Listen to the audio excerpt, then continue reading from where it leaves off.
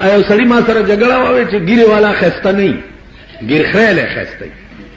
ما ورته وی چې ګیره والا خسته هغه نه ګیره والا نه ګیره والا په مخه واخه والا یو دا مال فیصله بوس څنګه کی ورازه بار سرک ته وځو چې چانه تاسو مال بس سرک ته وځو او تاسو دا کو چې کم سړی د دې طرف وړم به سړی راغی هغه نه به تاسو کو چې ګیر خیله خسته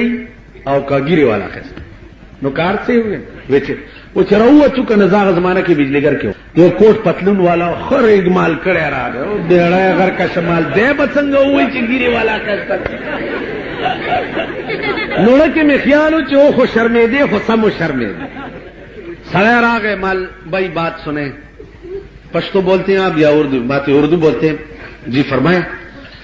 مال ان کے اور میرے درمیان میں جھگڑا یہ کہتا ہے کہ داڑھی منڈا خوبصورت ہوتا ہے اور میں کہتا ہوں کہ داڑھی والا خوبصورت ہے اب فیصلہ یہ ہے کہ اس طرف سے پہلا جو آدمی آئے ان سے پوچھیں اب خدا کا اور آپ کا اختیار ہے وہ سڑک میں درزی کی چھے دے وہ سنگا وہی چھے داغا سڑی ایمان تا گورا ماتوی مولانا صاحب ایک شریفوں کی دنیا ہے اور ایک کمینوں کی دنیا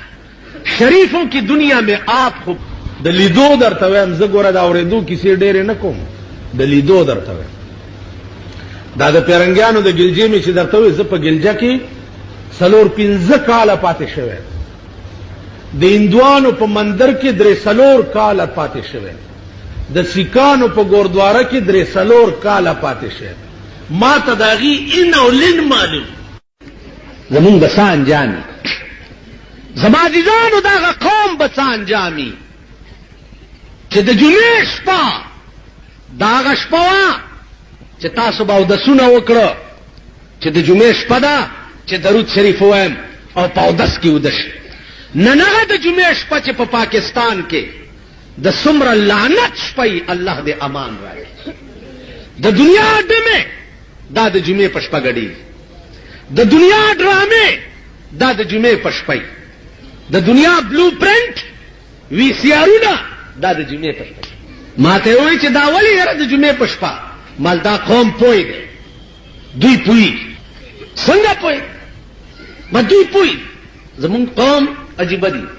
دا ډرامې چې ما د ښار خلقو پسې شروع کړي دي زما کور داسې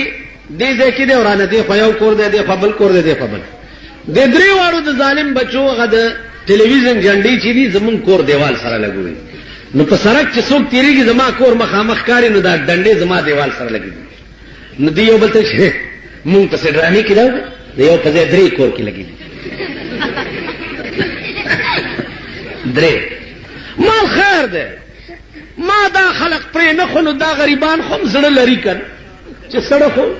خوشحال کی ما پسې لږ بد وایي خیر زما کور کې 3 ټلویزیون دی یا وی سی آر دی یار څه دی هغه زو زما خدای پوهېږه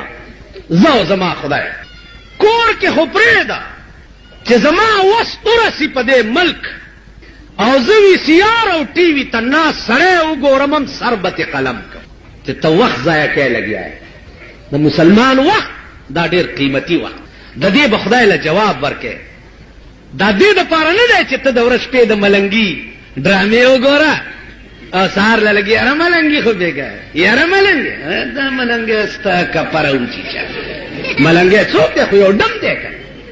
نو ته به چې سهار راپاسې دې وظیفې به دې کولې اوس چې سهار راپاسې د ملنګي صفتونه کوي دا قوم دی دا ملک نن ستا تهذیب ورک شو ستا فیشن ورک شو ستا تهذیب د ټي وي پرده ده د ډم چې څنګه شان و شوکت وګورې سبا د هلکانو ته وګوره ټولو هغسې جوړ کړه د امریکنیانو لیونیانو چې څنګه سرونه وګورې د هلکانو ته وګوره ټولو هغسې سرونه جوړ کړي رستو لکه چرګ نه چې چا لکۍ ویستي داسې روان هلکه دا دې ځای کې زونډی به ډېر خوند کوي چې در پسې داسې داسې کېږي غوږونه دې په ویښتو کې پټ کړي دي دا څه کې خوار څه ورځو کې د ملکې د زوی واده شوی او ډیانا د هغې انګور ده هغه یې ناوې لیدلې وه د هغې ویښته یې لیدلي نو په ټي وي دوی کتلي نو نیانو بورډو لګولو ډیانا کټ کراچۍ لاهور پنډی کې ډیانا کټ نو د هلکان به ورته ورغی چې ما ته د ډیانې غوندې ویښته جوړ نو د ډیانې ویښته چې درته جوړ کړو نو ته هم د ملکې الزبت زوی ته ودېږي